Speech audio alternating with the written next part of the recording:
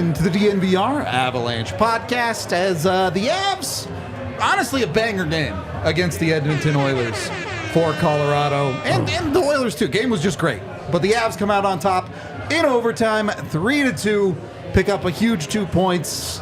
Great work all the way around. I don't know. It was just a really fun game. I'm not really sure how else to frame it other than the 60-second rundown, which I am about to do. First period, honestly, wasn't that great. Not that it was terrible, but just not as super high octane as the rest of the game was. Edmonton probably the better team in the period, but not by a ton. It's nothing after the first period. Hard to complain when the Avs are on the road. Second period, the Avs are able to get on the board first. A long stretch of quality hockey from Alexander Georgiev to give the Avs that opportunity.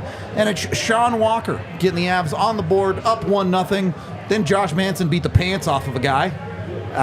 And then you get into the third period where it's kind of all over the place. Edmonton would score 2 in a row to take the lead, go up 2-1, only for Sean Walker to answer again to make it 2-2. You get to overtime. That overtime seemed destined for the shootout, but in the dying seconds of OT, the man who owns the city of Edmonton, Artturi Lehkonen, beats him in OT again for the 3-2 final. Eric, you want the floor here, buddy. I got it. I didn't look at the Twitter handle, but somebody said first 15 minutes is I owe Georgiev an apology. I don't owe him an apology. I picked him as my Circle K eater of the game today before the game started. And he was good. So there's no apologies given. I mean, it's all good. He did his job, and I picked him to do his job in order for the Avs to win, and he sure did. So it was awesome. Now you got to do it the next 10 games in a row. How's that? That's what you're supposed to do. Sounds good to me. Story, 15 seconds, not 15 minutes. A 15-minute apology would feel long. I'm not going to lie. Under any circumstance. Not an apology. I can't apologize. I picked him before the game as the Circle K eater of the game. He was going to be the player of the game for the Avs. So I was right. I wouldn't say he was the player of the game, but he certainly wasn't a GOAT. I mean, a zero. Yeah. He was top 10. How's that? We'll get to our stars in a bit. Don't worry about that. I want to talk about something first that Eric was talking about before we went live. He says the difference between these two teams are the defense. Now, obviously, Sean Walker scores 2 goals tonight. Yeah, we'll get to that. Yeah. But as a whole, does the rest of the pod agree? Is it the defense that really separates Colorado from Edmonton?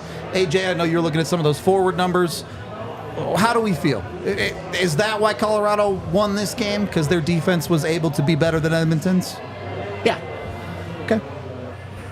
Yeah. I mean, I think both goaltenders played great tonight. I would agree with that. But you look at the job that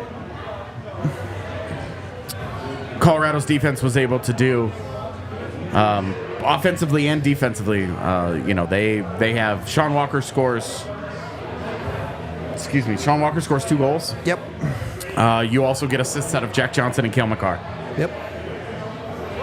4 points right there. That's like, okay, hey, that's what the Avs defense does, right? Like, they score points. They're by far the highest scoring defense in the NHL by like 30 points. It's not even close. But when you start to compare what got allowed on the other end, sure, you see not only it's not just the defensemen, but it's how the teams play defense. Sure. And this is where the Brandon Duhaime, Zach Parise, Yakov Trenin, those guys being in the bottom of your lineup is such a huge upgrade over Curtis McDermott and Yoel Kiviranta and some of the other guys, some of the other fill-ins that the Avs have had in those spots this year. It's enormous. The Avs almost double up Edmonton at 5v5, and almost the entire game gets played 5v5. 1 power play for each team. Yep. No goals. So almost the entire game is played at 5v5, which puts an increased emphasis on 5v5 numbers. The Avs almost double up in high-danger chances. I don't remember the exact numbers. It was 40-something to 20-something in scoring chances. It was not close. Yeah. I think it was 41 to 25, somewhere in that range. So you're talking about the volume is there, the quality is there, the high quality is there. If it weren't for a great night out of Stuart Skinner, the Avs might have actually walked away from this. Yep. But they still needed a great night out of Alexander Georgiev. He went save for save with the guy on the other end. Yep. You feel great about that. But Colorado's defense, I mean, they're just better. It did a great job tonight. Edmonton got to pick the matchups, and the Avs were like, cool. Yep. We're cool with this. Pick whatever matchup you want. You want Casey Middlestat going against Connor McDavid? Cool. You want Casey Middlestat's line going up against Leon Draisaitl? Cool. Have at it. Have at it. You look at all of them, and the Avs hold their own or win. And what happens on the other side? Nathan McKinnon's line decimates Edmonton. That top pairing of Matthias Ekholm and Evan Bouchard that's gotten all the hype coming out of Canada this year. Oh my God, look how great they've been. Yeah, when they just went up against a true top line, they got the shit kicked out of them. They should have given up multiple goals. Yep. If it's not for Stuart Skinner bailing them out. They got dominated. Dominated. You saw one player that should win the MVP this year and another player who might be one of the finalists. And there was a distinct difference between those two and the impacts that they had on the game. Nathan McKinnon outplayed Connor McDavid by a lot in this game. Yep. One of them ends up on the score sheet, one of them doesn't. YOLO. But that's for my money. That's to why go. there's Okay. 200 likes. Okay. To go back to your original question, the defense is the gigantic difference. Because if Edmonton had those kinds of chances, I don't think we'd be here with this result tonight. Probably not. Hats off to Stuart Skinner for a great night. Not quite good enough. Amazing by Alexander Georgiev. I think this. We broke something.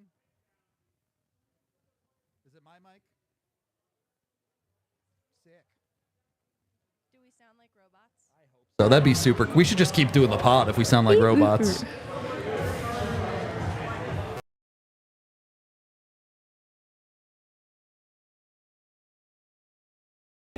What's up? I have no idea.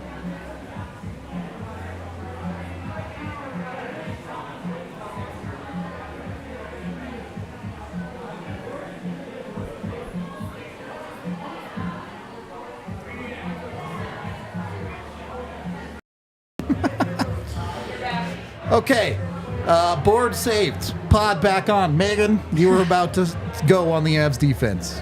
Well, and it was going to be a commentary on Edmonton's defense because Fair you enough. look at the start of this game wherein the shot differential is much closer and Edmonton is going neck and neck. Yeah. And you see that they had to block 19 of Colorado's attempts just for the shots on be goal to be close, even yeah. close. And within that next frame is where the Avs crawl ahead, and I think it's because what Edmonton did defensively in the first period wasn't sustainable for them over the entirety of this game. Yep. Colorado's firepower wore them down by generating shot after shot after shot. And that's why I think you see Colorado continue to dominate the possession game and then crawl ahead in the shots battle by a very lengthy margin at the end of it all. And it's because Edmonton's D couldn't hold up. They started this game and went toe-to-toe with Colorado pretty effectively. But like I mentioned, it wasn't sustainable, and I think that is what is emphasized tonight because to AJ's point, Edmonton obviously has the firepower up front. Of course. Nobody's denying that. That's where I think then, and you look, there are still criticisms to be made about some net front coverage, some failed clears that happen on the very few goals against, and I think that it is important to note that in the overtime period, it's not just Georgiev making a big save on Ryan Nugent-Hopkins' backhand, which is worth noting. It's not just More than worth noting, yeah. Avs D stepping in to force turnovers in 3-on-3. You see Artturi Lehkonen when he's not getting off the ice prematurely. Yep. Also getting involved in forcing turnovers and hounding pucks in OT, and that is what creates the possession. So it's the team defense and how they execute in that way. Yep. It's why Duhaime and Trennan you look at the face-off battle in the PK, which is only tested once, but it is successful. He wins 4 of 5 D-zone draws. Yep. These things matter. They Of all course. help the overall possession game and team defense that Colorado is trying to execute, and it's why I think they had success. Like, again, you go back to the goals against, there's some breakdowns defensively, but there's few of those that happened tonight. And Colorado was relentless in their execution, and that's why they walked away with a win in the final seconds. That's the one thing I do. That's why I hate numbers at times. Like, if you look at the face-offs tonight, I just saw it on altitude there. It's like 70-30% Edmonton winning tonight. I mean, they shit-kicked the Avs on the face-off department, but the Avs won the big ones. Sick. That, you see what I'm saying? I don't care Like, if you know they what I mean? win Like, that's why I 100% say of them sometimes in I the hate neutral zone. numbers. Yeah. Like, that's what I'm saying. But then when push came to shove, like, Trennan's been doing this for a few games now. Like, he wins the big ones. Yep. And then to get back to the point of the defensive units, I think one's here and I think one's here. I don't know if you can see my hands. But the big difference is Edmonton does not have Devontae's and Cale Makar. It's not even Ekholm and Bouchard. It's not in the same sentence. You know what I mean? And that's the big difference. You know what I mean? And that's why you had to sign Devontae's in October, and that's why they did. And Bowen Byron, it's awesome and everything, but when you have an abundance of riches, you know what I mean? When you have so many guys, you knew that was going to be the guy that you had to sacrifice to go fix what you saw tonight. Middlestat, you know what I mean? Comes up huge for you in a game-tying goal. Absolutely, Like, and that's why it's good. It's awesome. Good luck to Bo and everything, and good kid, and he's won a cup here. It's awesome, but they had to make that move to solidify what was a big. You don't have to be a big hockey fan to figure out that they had a gaping hole there, and Rijo was an anchor. It was tough to watch, but watching this right now, when we were talking about the decor, that's the difference. Taze and Makar is so much superior to Ekholm. I don't want to hear Nurse, and I mean, it's not in the same sentence. Nurse makes more than Makar, by the way. But it's not in the same sentence. Going back to Megan's point about blocking shots, I think is the big difference, right? Not that blocking shots is bad. It's a good skill to have. You should be able to do it. I'm sure we'll talk about it on the Edmonton second goal, because Eric has some problems with Ross Colton on that goal. But I do. For Colorado, if you're just blocking shots, that means you don't have the puck. And you saw plenty of shifts tonight, especially the Avs depth lines. Shot gets blocked. They go retrieve the puck. Second chance, third chance opportunities that just hem in and exhaust the defense. And I'm not saying the Avs are perfect, but they were significantly better at getting the puck going the right direction tonight. Well, and this is where you look at how the Avs have built their defense and how, I'm not trying to say anything negative about him. But this is where you don't miss Bowen Byram at all, given that you went and got Sean Walker. Nope. That was a key part of it. You balance your roster to the point where what you were getting out of Bowen Byram, you can get out of Sean Walker. Yep. 2 years from now, that probably won't be the case.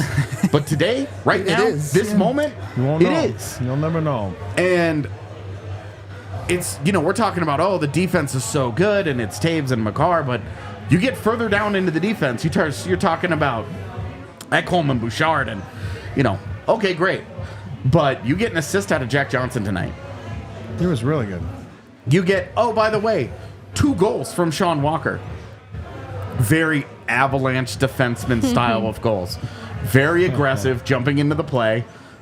Megan got very excited on the second Sean Walker goal, and I think used the word rocketed. I was very proud that he rocketed into play and then realized it was Sean Walker. It was very fun. I didn't realize it was Sean Walker at first. And then, by the way, who's maybe the best defensive defenseman in this game is Josh Manson by a lot. That's with a mistake that he makes on a goal that gets scored, but Josh Manson was still hugely awesome. impactful in this game. To your point exactly, you flip it to the other side and you look at Edmonton's depth defense. The biggest notable thing is Desjardins getting his ass beat by Josh Manson. That's what the Edmonton defensive depth did tonight. It was like, Yeah, Desjardins may not want to do that again. Easy. French guy. still, a very important point to make that we'll get to Georgiev and all the stars of tonight who deserve their flowers, absolutely. But Yeah. hockey games are won and lost as a team. And as multiple of you have mentioned, defense is a team effort. Yeah. It's not just the defenseman. It's not just the goaltender. It's not just your PK forwards. It's everybody. Yeah, but when you look at, you talked about it earlier, getting the puck moving in the right direction, where you look at the difference in Colorado's forward lineup now versus 2 weeks ago, you've got Nichushkin and Lehkonen in there, which we talked about. Hey, that brings your whole top six into a different focus. Yep. Jonathan Drouin has priced himself out of staying in Colorado, realistically. Because And he's I- a two-way forward. And now? I hate that because, oh my God, he looks so good. Maybe while she's listening. I'm Maybe. so curious too. I've been very curious how as the wick gets turned up in these later season games against good teams and they start playing for points and taking it seriously and they turn into more of a playoff atmosphere. How's Jonathan Drouin gonna handle it? Yep. Is it still gonna be there? And I thought he kicked ass tonight. Yeah, he was great. But then Other you get than missing the shootout, but of course. But you get deeper into that lineup. Zach Parise didn't play a ton tonight. I'm wondering how much of that is the lower body injury. is he 70% or Yeah, whatever? and you are looking at Ross Colton and Miles Wood going, all right, you guys don't look nearly as good since all the guys around you got way better. Yep. Have we been overestimating how good you guys have been all year, or is this just like a stretch where you guys don't look, or where you're just not playing as well? Because every time Miles Wood gets on the ice, I end up screaming at the TV right now. He Like, was it's just sick tonight, to I be fair. think he's very And- unwell. fine, but we're gonna get to Ross Colton on that goal, I know, because which has happened too much lately. But like, you still look at the overall effectiveness of that group. Trennan and Duhaime, those guys are just hard to play against. Yep. They're hard to play against, and they both skate well enough that they get going in the right direction. You give them one little crease, and they're out of there. Yep. Cogliano looks like a man reborn with guys around him that he is not having to put on his back. Since he's had to stop backpacking his own line, Andrew Cogliano, it's a small sample, so maybe it's just a good week. But with the lineup improving around him, has played better. That is a super encouraging sign. A super encouraging sign. So I just think you top to bottom of this lineup, and we're talking about the team defense, but top to bottom of this lineup, everybody gets it. Every line gets it. Maybe the line that you're looking at as your soft line is the one with Middlestat and Drouin on it. And that line... It just held its own, I'm sorry, man. but if you have a problem with that line tonight, you need to go back and try to watch it again. Because that line was really, really, really important to the outcome of this game. Especially given the matchups. How important? Really, really, really important. All right. On that note, chat, you've almost got us to 300 likes here. We've got the extra, double, triple juicer, Extra winner shot. whatever this is. This thing went live and had 188 likes. Yeah. It loaded up and I went, oh my guys. God. Cheers. Here's your vitamin W, chat. Dr. Dubs prescribed. It's going to take a minute. It's Yeah, cold it's- as Can I- flu season. can I sip This this? is not a one-shot drink. Oh, it is. Vegas spot, if anybody was wondering. Oh my God, that was a lot. I'm never going to Oh sleep. my God. Wow. Okay. Did I that just note- become a man? Yep. That's what did Did it. I become a Finally. man? Did Not you? yet. You do have to finish the drink. That's true. We are also brought to you by the folks over at Coors Light. If you don't want to do a ridiculously large shot of alcohol and you just want to chill and have a beer, Coors Light is the beer for you. Mountains turn blue, it chills, haha, good times, funny, get it, right? It's also a great beer just to hang out and enjoy. And the best part is, you don't even have to go get it. They'll deliver right to your front door at CoorsLight.com/DNVR. Instacart will ship it right your way. You barely even have to get up off the couch to get yourself some Coors Light and enjoy it for the game. Go get yourself some. Let them know DNVR sent you over there by going to CoorsLight.com/DNVR today and get your beer for chillin'. Coors Brewing Company, Golden, Colorado. Please party responsibly. Once you got your Coors Light in hand, make sure you're heading on over to Circus Sportsbook. Get your gamble on there. If you're heading to Vegas, I'm just saying, maybe you want to come to the draft at the Sphere. Last time, all the teams will be there in person this summer. Circus Sports, place to stay. What are you looking at me about? I'm just really excited to go do that with you guys. Okay. Yeah, Aw. it's going to be a blast. So maybe book your stay with Circus Sports. You go to circusports.com/DNVR. You get 20% off your stay there. Also, download the Circus Sportsbook app to make your bets. Bet on whatever you want, which is apparently Artturi Lehkonen in overtime against Edmonton is just the bet that you should make when these two teams play each other.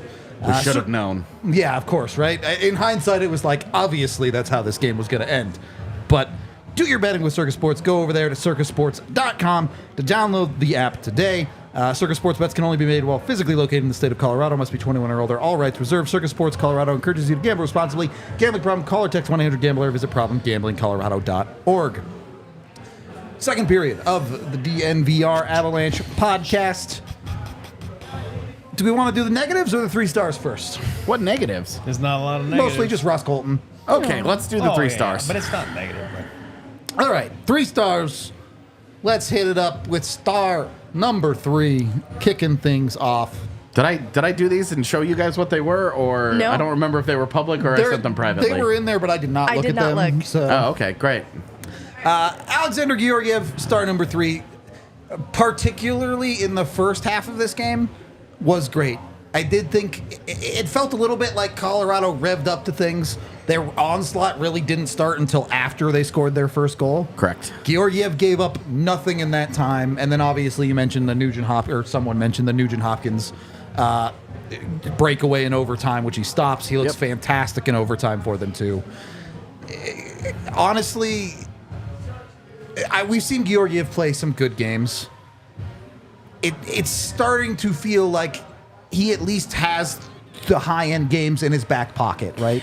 It's not consistently, oh, he gave up 4 again, oh, he gave up 4 again, oh, he gave up 4 again. It still needs to be consistently good, like Eric talked about, but he deserves a lot of credit for the good games that he's played, like the one tonight. We've been obviously we have not been shy about criticizing him because I think the fatigue just set in of him having tough nights. Yep. But for the record, you go back quite a ways here, and he has 4 of 6 games over a 900 save percentage. Yep. Which is kind of the number. That's where his season number is at, so that's kind of where we're gauging. Above his average, yep. But in that time, those games include 960, 971, 931, 967 tonight, whatever it was. I think it went back further than 6, but goals that he's given up, he gave up 2. He's also in that time given up 2, 3, 1, 2, 4, 1. Only 1-4 in there. So you are talking about a guy that his game has gotten better. And I think it's just sins of earlier in the season where his play was so inconsistent. Yep. But, and like, you need it to get better. Of course. You need this to continue. You know, you need 4 of 6 to turn into 6 of 8, to turn into, 8 of 11, that kind There of you thing. go. Once that happens, you'll start to feel a lot better and like he's building towards it, but it's happening at the right time of year. Do you think Winnipeg feels great that Connor Hellebuck was absolutely incredible in December? Yeah, of course. But the fact that he's starting to show cracks in the facade just a little bit right now. Looks human. He's starting to come down a little bit. Has he been overworked? Which guy? You'd obviously rather have Connor Hellebuck than Of Alexander course. Georgiev. But with their games going the directions that they are, if they can get to being closer come playoff time, the Avs become that much more dangerous. The Jets become that much more beatable. So Georgiev tonight, another great game. We talk about, he needs to be 1 goal better than the other guy or 1 save better than the other guy, blah, blah, blah, blah. He gives you that save. But also, he's great tonight. Just full stop. There's no caveats here. He was great tonight. Yeah. And I think the Avs live in a world where all Georgiev has to do is be a non-factor. There right? you go. Their lineup is so good that if Georgiev doesn't lose the game on most nights, the Avs forward core and defensive core will win the game for you. He doesn't have to steal games very often. Yep. And the goals that he gives up tonight, I don't have anything to say. Same. Even the one goal that doesn't go his way. Yeah, No, the one goal that didn't count. Yeah. He kicks it. Yeah. The kicked goal. Yes. Very. It's a blatant kick. The most obvious kick I've seen in the NHL in a long time, to be honest. You can't do that. Normally, we have to goals like that. We're having the conversation of, oh, what's a kick versus a deflection? There was no conversation on that. Like, He kicked that's it. just a kick. Yeah. And you could tell because that review lasted about 6 seconds. Number 2. Yeah, number 2 on the 3 stars. I have Sean Walker here. Going, the first star I think is pretty obvious here. Yeah. But Sean Walker, otherwise, what a game for him. And I think this was the first game where you really went, oh, God, that's an Avs defenseman. And if he's going to start to find that kind of comfort level, again, it is very easy to believe that a player at his best, that is his true playing ability, that's him at his best. He rocked in this game. But him jumping into the play like that and him being totally unleashed hilariously under John Tortorella in Philadelphia unlocks a different level of Sean Walker's confidence. He gets to Colorado and goes, oh, so this is like a turbo-charged version of that with way more skill? Huh. Okay. Let's see how this goes. And he's gotten a little bit better. This is true of both Sean Walker and Casey Middlestat especially, I think. They've gotten a little bit better in each game to the point where now they're just having really good games. And it's taken a long time. It's like 4 games. But I thought Sean Walker, obviously, he scores 2 goals. But how does he score both goals? The first one's him getting up the ice, just attacking the center of the ice. The second goal, he's back on the blue line. He attacks the center of the ice. The Oilers leave it open. Casey Middlestat's got the puck on the far wall, circling around, and he just attacks the center of the ice. If you see the opening, attack, attack, attack, attack. It's how the Avs are successful. It's how the Avs ask their defensemen to play. Attack, attack, attack. And it worked. He scored twice. He has a breakaway in overtime, kind of a breakaway in overtime. Has a shot at the hat trick. Incredible game from him. Incredible game from Sean Walker.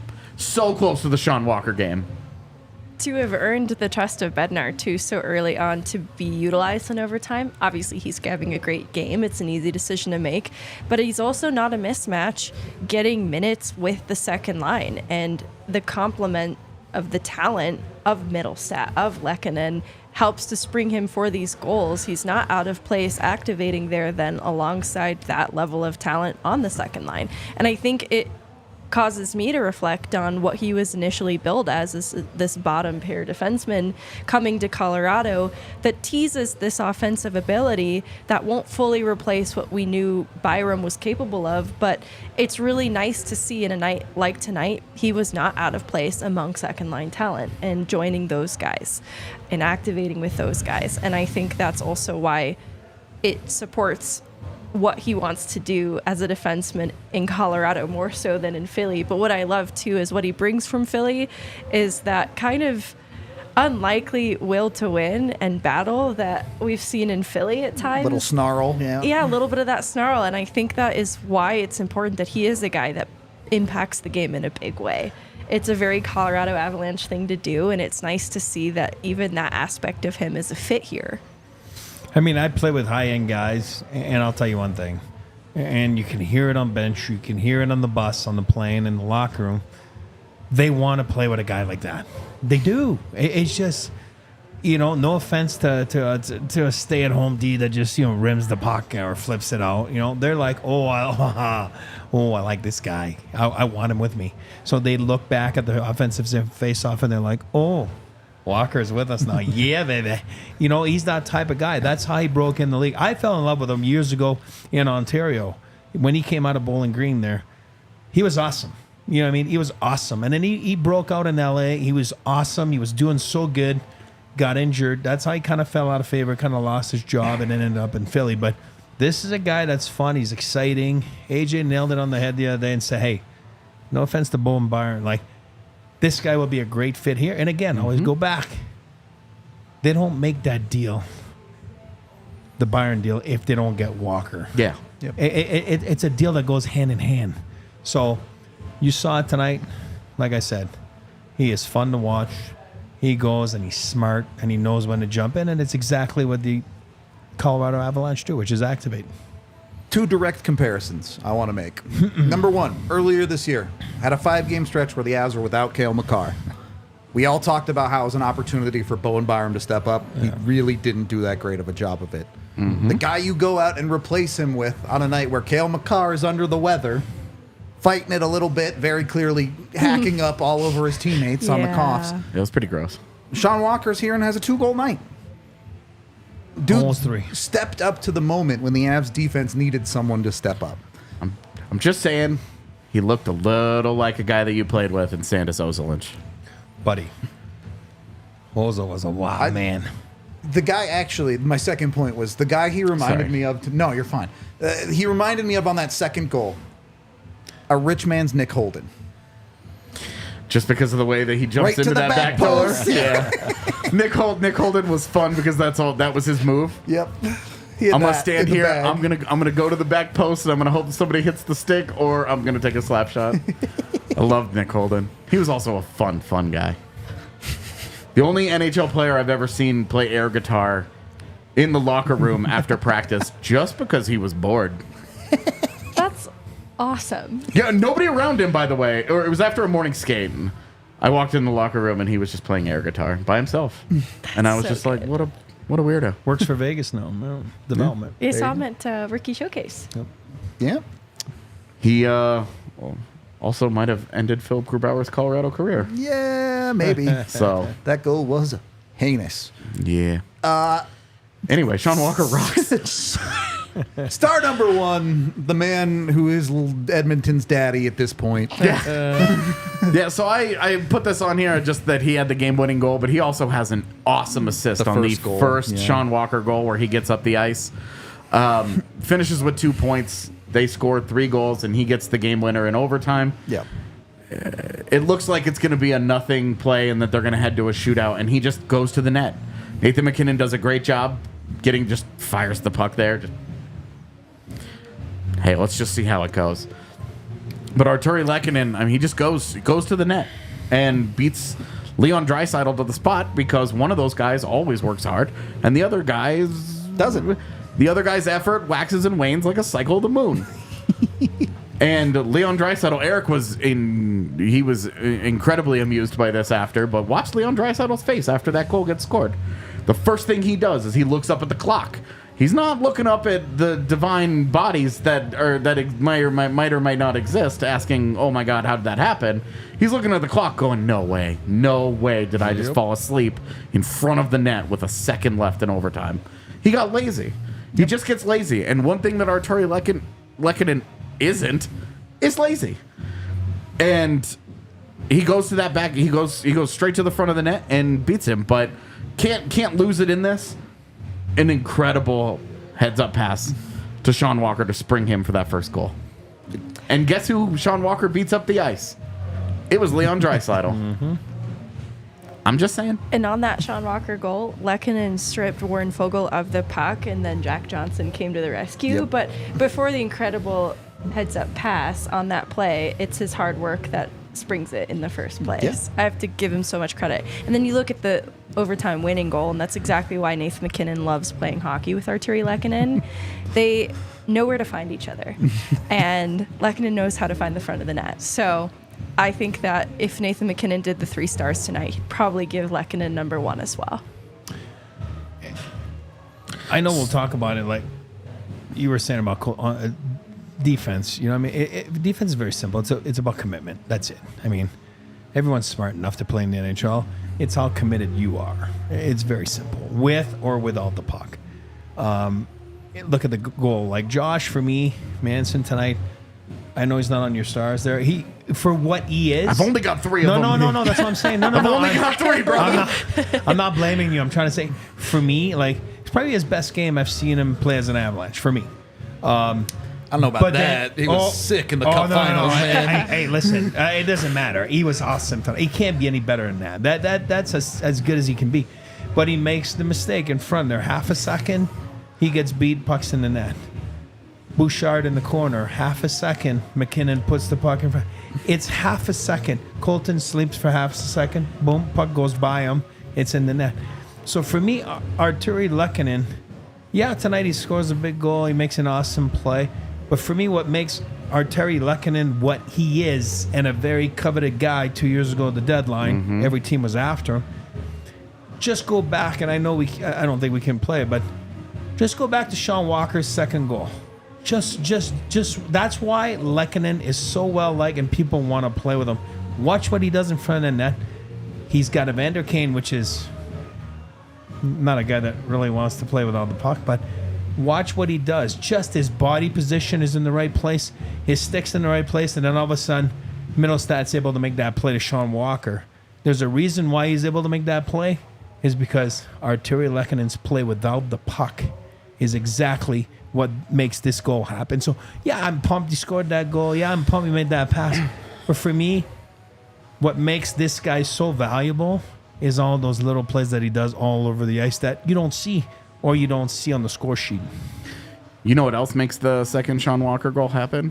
Casey Middlestad. The play from Casey Middlestad, where he just it's just such a great passing play, and I really don't mean to dunk on him. I mean a little bit, but Brian Johansson never did anything like that. He was supposed to. That's the thing. We when they got Ryan Johansson, that was like part of the appeal. So he would be a playmaking guy that could hit, that could help out and elevate some of the guys around him. And since he's gotten here, Casey Middlestad has already done all of those things. Plus, he added in a goal for funsies. Cool. I'm laughing. I don't even remember which goal it was, but Ryan Johansson was in the D2 spot and he got an assist on the play. And it was sort of a point of emphasis of Bednar, like, yeah, he's in the D2 spot. And the quiet realization there is he needs to be lower in that play, but he's not quick enough to get there.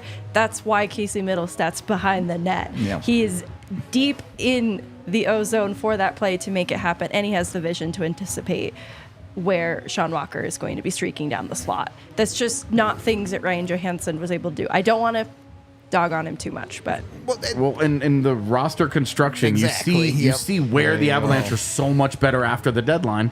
They're getting what they got out of Bowen Byram and Sean Walker, and for my money, more. Yeah. And the upgrade from Ryan Johansson to Casey Middlestad has been astronomical. It's been astronomical so far. The part tonight specifically, as you've seen Casey Middlestad flex through a whole bunch of different line mates just because of the flu that's going through Colorado right now. You drop a Lehkonen and a Druin on his line, he continues to do his thing, and you have guys producing. You have the Lehkonens to go in and help force turnovers that Middlestad can then help produce a goal out of with a streaking Sean Walker. And it's super easy to see how all of this is fitting in real fast. You talk about playing one-on-one against, or going head-to-head, not one-on-one, I'm sorry, head-to-head against Edmonton in Edmonton. They get to pick your matchups, right? Because they get last change. Casey Middlestad tonight, I went and checked. What were his matchups tonight? It was Leon Draisaitl and Connor McDavid. How does he do against them? He breaks even against Connor McDavid. You'll take that. And he beats Leon Draisaitl. You'll take that, too. What is the difference in Colorado's lineup? And do you think that has no effect whatsoever on Nathan McKinnon getting to run roughshod all over poor Adam Henrique in their lineup? Adam Henrique's like, dude, if this is not what I signed up for. Yeah. I'll just go back to Anaheim if I'm going to get the shit kicked out of me every night. Same thing, but less embarrassing. Because Casey Middlestad being able to do that, and obviously it's not Casey Middlestad alone, but it's Casey Middlestad's line. Yeah. And that's the difference. When you had Ryan Johansson, you had a donut of a line because you had a hole in the middle. And now Casey Middlestad, it's no longer a hole there. And now you're talking about it as a strength. What's the opposite of a donut? I guess a donut hole. That's a fair point, yeah. Solid, delicious. Everybody loves them. It's one of the only things Tim Hortons still does well. Timbits. Hell yeah. So and watching Val Nichushkin and Nathan McKinnon and Mikko Rantanen, watching the other team say, okay, we'll live with this. We'll live with your line, your top line against whoever. And we want to put our guys out against Casey Middlestad. We want to try him. Yep. We want to try him in particular. And they got nowhere with it. And if we just watched Casey Middlestad kick the shit out of Elias Pettersson in Vancouver. True. In their last game. And tonight he goes toe-to-toe with Connor McDavid. And Leon Draisaitl? Feeling pretty good right now. I'm not sitting here trying to say he's better than those guys. Obviously, that's not it. But for him to hold his own in those matchups, those head-to-head matchups, that is a really big problem for anybody that gets a first-round matchup against the Avs. Because Deshaun Monahan, Tyler Seguin, Not worried. Are those guys gonna give you the kind of fear that an Elias Pettersson or a Leon Draisaitl or Connor McDavid provide you? Or Adam Henrique. Absolutely not. Yeah. Adam Henrique, the other name in the centerman sweepstakes that we considered, just being utilized in a really different role than we would have liked to see, right? It would have been that 2C, 3C flex that probably would have been fine, but this is just a significant upgrade. And where I see the potential tease even more is in overtime when Casey Middlestat's on the ice and he's on a shift with Mikko Rantanen and they're just cycling the puck because they can't get inner ice and they're just running out of space. Casey Middlestat makes a wonderful pass. He slips the puck, drops it back to Mikko. Mikko gets a chance out of the opportunity. That might have been a waste to shift other ice, but he's just so smart, and his passing ability obviously complements Mikko Rantanen's own. He's a great recipient for that, and I think that's just going to make them smarter. I think that there's some smart guys in that top six already, and just having somebody else who sees the game the way that they do makes that top six even more dangerous.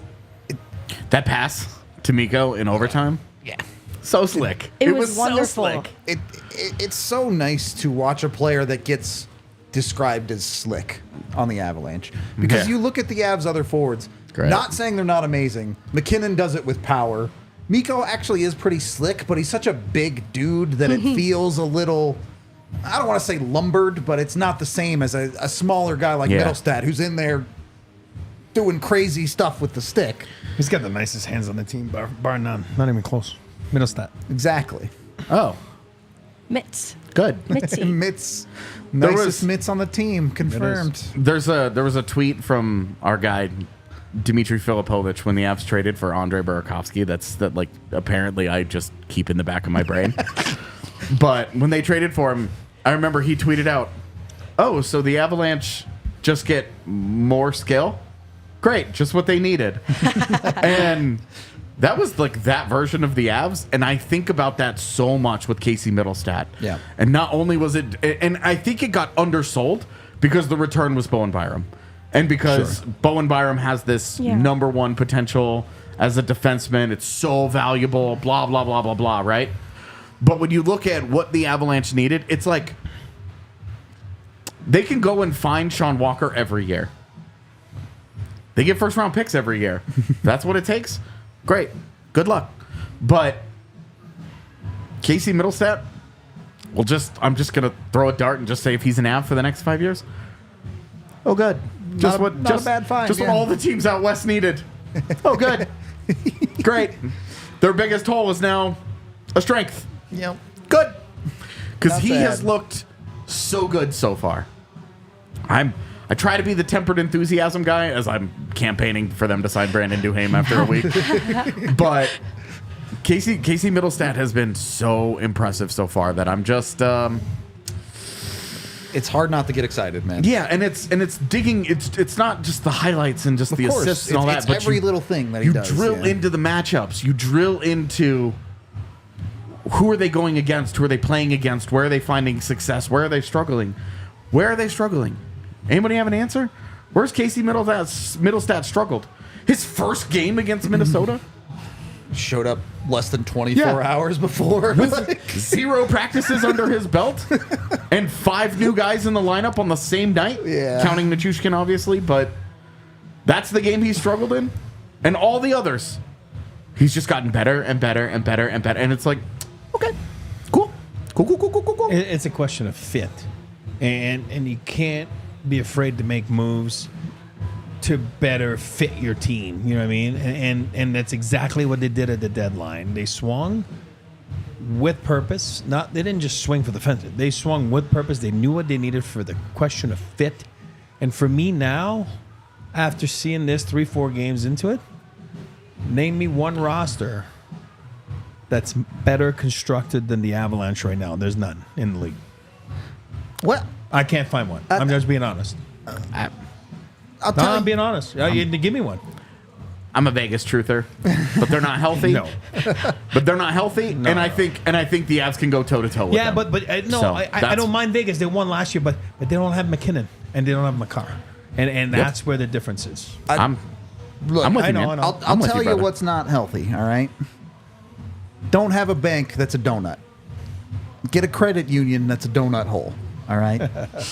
Premier Members Credit in Union. a world of donuts, be a donut hole. Yeah, exactly. Hell yeah. Premier Members Credit Union, they're not a bank, which means they do things a little bit differently, like putting their members first with higher savings interest and lower loan rates. They have a ton of amazing options that you can get value in, including high yield savings accounts or earning 5% APY on your first $2,000 with a reverse tier money market. Go check one out. There's a ton of local branches. Whatever your goals are, PMCU is all about creating a better banking experience for the community. When you decide that you want to make the right decision and get with Premier Members Credit Union, you can get yourself $200 just for opening a checking account and signing up for e-statements. That's it. That's all you got to do. They'll give you $200. It's that easy. Do it today. Go to becomepremier.com to find out more about Premier Members Credit Union. And then we gotta give Eric his daps. We gotta dap him up for this one. Don't do it. Don't do it. Don't do it. His Circle K eater ain't good tonight. It ain't good tonight. Georgiev. That's it. He went to Circle K. He ate up all those pucks. I tell you what. He Cer- ate up all might those have bucks. eaten Ryan Nugent Hopkins whole. I don't know. Hey, you know what? You're not asking much. You're asking to. And guess what's going to happen Tuesday? And I can predict it because I am Nostradamus. Yes. The Avs are going to give up a couple high-scoring chances. Guess what? Happens every game. Every Yeah. team in the history of the league in the next hundreds of years. But as a goalie, your job is to make saves. So what I'm trying to say here is he was good tonight. Awesome. Do it again. Do it again. Do it again. Because as you get in the playoffs, there's only 16 teams left now. There's not 32. So the guys that made more saves during the year are usually the ones that are there. And then as you get to the first round, 10 days into it, you get down to 8 teams. You need to make saves. Just do what you did tonight, then we won't talk about it on the pod. We'll be all good. It's a great save. Yeah, it is a great save. The Nugent Hopkins one. It's great. I mean, it's a course. perfect read and a great glove. Awesome. Great savings on 25 cents off a gallon. There we go. With Yeah, Circle pass that K's one to you. Give me some. Inner Circle rewards. Go to circlek.com/inner circle or use the QR code on screen. That's 25 cents off a gallon on your first 5 fill-ups. They also have fantastic snack deals, including free 99 for some Polar Pops if you text DNVR to 31310 today. Go get it at Circle K. Susan Lucci. Third period of the DNVR Avalanche podcast. I think we've talked about the major players in this game. This is my favorite comment ever. Anti-goalie. Eric is I know. anti-goalie. Oh, my son's a goalie. What are you talking He about? literally has a son that's He's a goalie. the biggest goalie guy to ever exist. I so am. I'm funny. a good It's goalie so guy. funny to me. Hey. Georgiev, you guys defend me. I started the year, I said he's going to be a top 5 goalie in the league. He just didn't perform after that. Now, he needs to show that it's, you know what? The Avs have a sick roster. Just go do your job. But what I'm trying to say now is every time he does his job, we're like, oh, God, he did his job. Like, oh, my God, do your job. And let's not talk about it all the time. Like, you know what I mean? Like, because too many times it's been inconsistent. That's it. That's my only beef. That's not being anti-goalie. I am the furthest thing from a goalie killer. He's actually- I am the opposite of a goalie killer. I always blame and find the guys before. What I'm saying is, but at some point you have to do a job, which is you got to save pucks on mistakes from your teammates Eric, because every game is mistakes from your teammates. You failed to see the conspiracy theory angle, okay? Oh, I didn't see it. What was Darcy Kemper's save percentage in the playoffs? I don't remember. It was a 906. What was Darcy Kemper's save percentage in the regular season that year? Don't remember. Really good. I think it was like a 918, somewhere in Yeah. there. I don't actually know the exact number. Think about it. Georgiev regular season, you know what number he's trending toward right now? 906. Bingo. So that means he's going to have a 922 in the playoffs, and they're going to win the Stanley Cup. That's it. It's not even numerology. Because Take that, Ryan Taylor Swift. Johansson can't poke his eye out. Because he won't be on a playoff. No, Maybe he that's won't why be on they. any NHL That's why team. they traded for him and then traded him away to a team that was going to bury him in the AHL. No stabbing or goal. Yeah, now I feel Exactly. really bad about where Just I can't took have this. Malinsky play, so you can't whack him. No, that's it. It's Brain move. We'll put him on our team. Just kidding. He might actually kill our team. I like Georgiev. I'll defend myself. I like Georgiev. All right, let's keep it rolling here. The one No, other. hold on. We can't be upset with Ryjo catching strays when Kemper was the one who caught the stray that took him out of the postseason. That's true. Ryjo's had this coming. That's facts. I think there's a phrase about an eye for an eye, leaving the whole world no. blind or something. It's not a hip injury. Oh, that's funny. The one other guy I want to touch on, and I don't think he was the best player in the world tonight, but he continues to be so good for Colorado, even if he is the 6th, 7th most important guy on the ice tonight, is Val Nichushkin. The dude is just a monster for Colorado. In all the ways you're talking about the little things that Casey Middlestat does, it doesn't result in anything, but in overtime, you watch Val Nichushkin just rock up on a guy at the blue line and say, yeah, this puck is mine now. Yeah. He just took it from him, man. he just that was a good. It's 3v3, so I'm not gonna make any overarching, of course. but that's a good example of sometimes overtime is just about desire. Yep. And Val just skated up on a guy. That guy allowed him to get too close to him, and it's hard. It's not hard to do because he's a pterodactyl with skates. And once he closed that space, then he used the T-Rex body and he just shoved the guy away, took the puck, and was like, "All right, cool. Now it's ours." T-Rex body pterodactyl arms, OP for That's sure. what I'm saying. That is the worst combination. You don't want that, and somehow they put ice skates on that guy. And that's why that record with the Nichushkin in the lineup is what it is, because he is a difference maker. Yep. He does so many of the little things. He's a freaking hunter, man. He just hunts by. I mean, that's Yeah. what it is. He's just, Straight up. he just goes. It's He sick. does what? He's a hunter. Don't let them. Like I almost did with your buddy's cheeseburger. You were hunting that cheeseburger? It was damn close. He was like hanging right here during the watch along, and I'm like, I almost did. Like I was like, that Forsberger. Vallosaurus. Valis. That might be the shirt right there. Yeah. Pterodactyl. I hate to be the fun killer. No, of Since we're course. talking about Nichushkin, his numbers tonight, individual numbers. Not great, Not sure. on the ice for, not any of that. Individual numbers.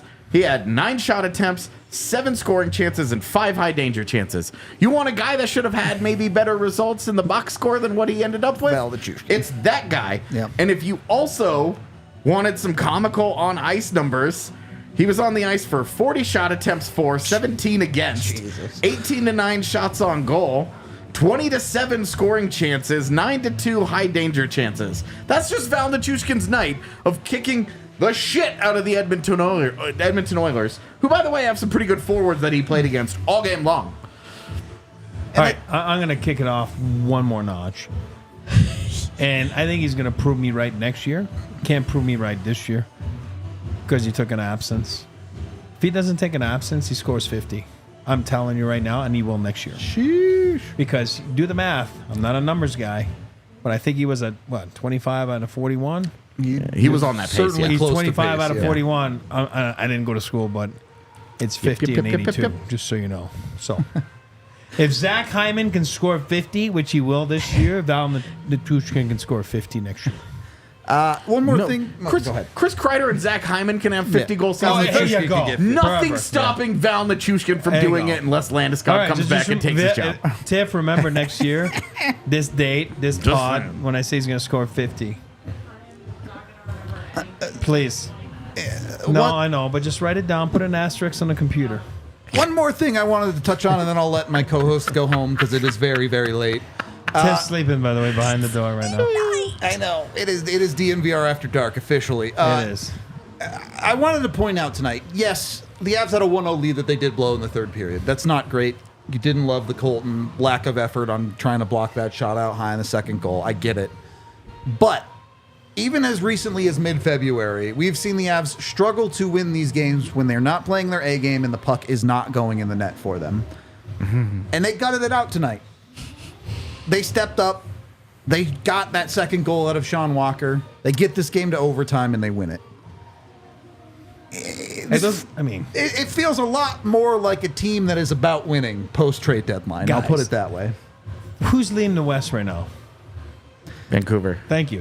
What'd they do last game? Beat Vancouver. I mean, the Avs don't beat good teams. All right. Who's been the hottest team in the league, like, give and takes, after the disastrous first 20 games? Colorado. Edmonton. No, Edmonton. I mean, I was just kidding. yeah, I know you. Oh, I was just kidding. I'm just saying. What do you I was get just tonight? ruining your stick. You got, like, what, 50 shots on net? You absolutely could have murdered them if they would have had better luck. You know what I mean? Like, you could have easily won this game 6-2. Edmonton. So, again, those are two big wins. And where have they struggled this year? On the road. So, obviously, the deadline fixed a lot of things. And it's not temporary. I mean, this is, I think, real test that you just saw them go through this week. And I think you're seeing the real Colorado Avalanche that you're going to see down the postseason right now. For the record, you say who's the best team out there, blah, blah, blah, blah, blah. The Avs are now 1 point out of first place in the West. Yes. Same number of games played, blah, blah, blah, blah, blah. So, like, Winnipeg still has this advantage because they have a big... Games in hand. Yeah, they have the Games games in hand advantage here, but... You got to win them. Exactly, in terms of what's actually happened. And also, it's no great shakes. You're not like, woo, these guys are incredible. All of a sudden, you're 3-0 on this 4-game road trip, which included wins in Vancouver and Edmonton. Yep. And a pit stop at home to change your underwear, too. Yeah. Before going to St. Louis. Those two teams, by the way, 21-7-4 at home and 21-8-3 at home. Pretty good They have to beat them teams. both. The Avs 17-4-5 on the road now. So they're getting pretty close to that 21 win mark, which is half of your road games on the season. It's moving in the right direction. Exactly. for sure. It's getting better, and it is definitely shaded by that 11 of 13 stretch that they had right before and right after the All-Star break. Yep. So it's moving. It is moving. All right. If you're moving, I don't know how to get this one in. If you're moved into your house and you need better floors, Empire Today. True. That's the way to go. Go check out Empire Today if you haven't. Fantastic people to work with. They did the floor here in the studio, which you can't see on camera, but I promise you it's very, very nice. For people who like wood floors, I don't judge. I'm a carpet guy, but wood floors can be nice too, at least when they come from Empire Today. You can do it all online too with Empire Today. You don't even have to go in store. You can select what type of flooring you want. You can measure out your room, and it will project it onto a floor that would fit online. So super easy, super fast, super at home. They also use professional installers and a bunch of other amazing deals. When you go to empiretoday.com/DNVR, you can get $350 off just by going to the website. That's it. You don't have to do anything special. empiretoday.com/DNVR for more details. Lastly, but not leastly, brought to you by Fubo TV. If you wanted to watch tonight's Avs game, Fubo TV, the easiest way to do it. FuboTV.com/DNVR to get 15% off your first month of Fubo Pro. You can get over 140 channels. They've got movies, news, television, music, all sorts of stuff. Everything covered, of course, Avs and Nuggets. Fubo, great at what they do. They give you 1,000 hours of DVR just for being a part of it. So even if you can't watch the games live, you can record them with Fubo, and you're all set. Again, check them out at FuboTV.com/DNVR to get 15% off your first month of Fubo Pro. I think we have like a bajillion super chats, so let's get to those. Jeez. $5 from Dan, who says, what separates Avs from Oilers and most teams? The Avs play 5-man offense and 5-man defense on nights like tonight. Pretty accurate. Absolutely. Thank you for the $5 from Clay, who just gives us the smiley face. Hell yeah. Thank you very much, Clay. Succinct, impactful, made the point. Welcome to the internet. $5 from Melanie, who says, my heart was beating so fast. What a game. Go Avs. I wasn't joking in the watch log. I was actually getting heartburn in that overtime. Like, it was painful. It ended up great, though. That's the Seattle love hockey, baby. $10 from Jim, who says, games like tonight are the ones we have to remember when Georgiev discourse comes up. He kept us in this one. Sean Walker greater than McDavid. For tonight, no doubt. In a one-game sample size, absolutely true. $5 from Tommy.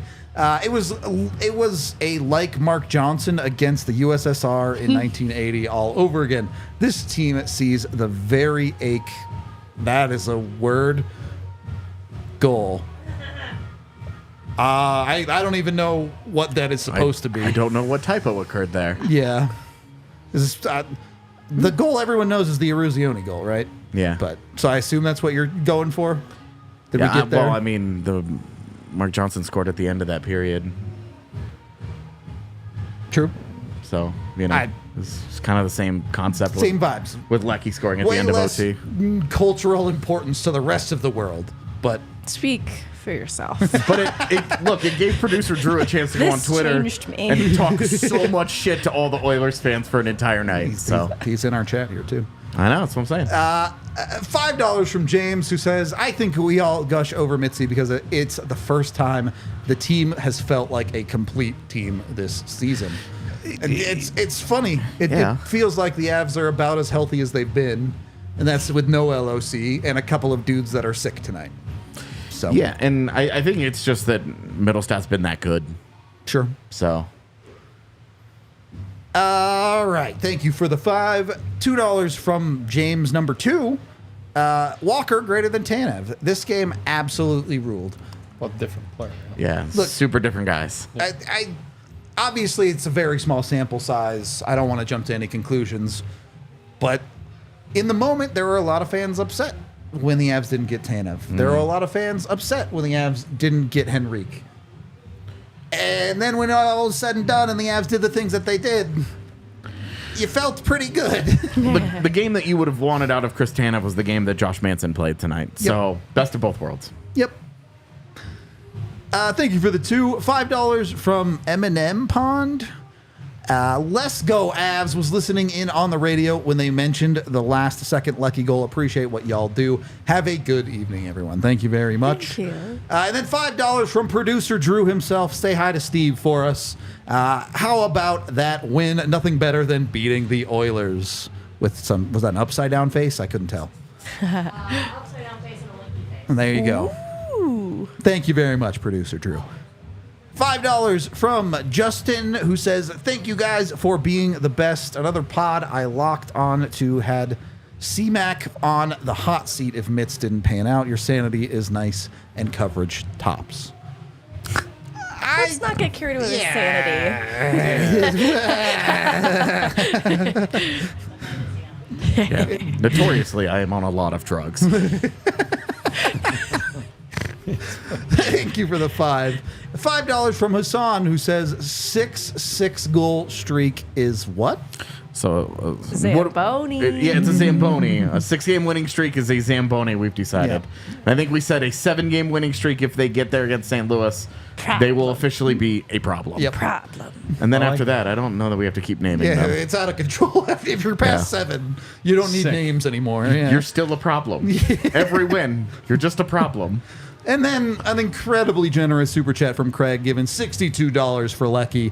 Lecky is out sick for a couple days, then comes back and has the stamina to make that last second play in overtime. Man, I have a lot to live up to next time I call in sick to work. Shoo. If Lecky is the standard, we're all in trouble, buddy. Yeah, no kidding. It's a big ask. But that is an unbelievably generous super chat. Thank you very much. We appreciate all of you so very much for hanging out with us. Over 400 likes. That's ridiculous. A huge Avalanche win. 5s are great. Things are rolling right now. Sure, 8 can be an Avalanche. Yeah, Great. it can be an Avalanche. Sounds good. Whoa. That's awesome. It's been a fun one. It's been a fun week, honestly, for Colorado. We are going to be off the pod tomorrow and Monday, though, a 2-day break for us. But we'll be back next week doing all of the same stuff, hopefully, watching the Avs win more games. Any final thoughts before we get out of here? Trying to sweep this road trip, though. Yep. And next game in St. Louis is you're trying to go 4-0 on this road trip. So Love you, TES Media. Like, subscribe, help us out a ton there. If you really like us, consider becoming a DNVR diehard access to a bunch of cool stuff like our Discord server, exclusive content, which we have a ton of stuff planned over the next month or so that you guys are going to want to check out. Yeah, I think right now, we've got something on Ivan. Yeah. Something on Sean Barron's. Some Cal Ritchie stuff, too. Yeah, some Cal Ritchie stuff. Those are all things that will be happening behind a diehard paywall here in the next couple of weeks. So, that would be good to you to sign up for. Also, I don't want to spoil anything, but a little birdie told me probably not till April, but keep an eye out for some new shirts. Yes. So, yeah, another good reason to become a diehard. You get a shirt with the package. We are out of here because it is way too late. We love you all. We will talk to you again on Tuesday. We all silly like the mayor.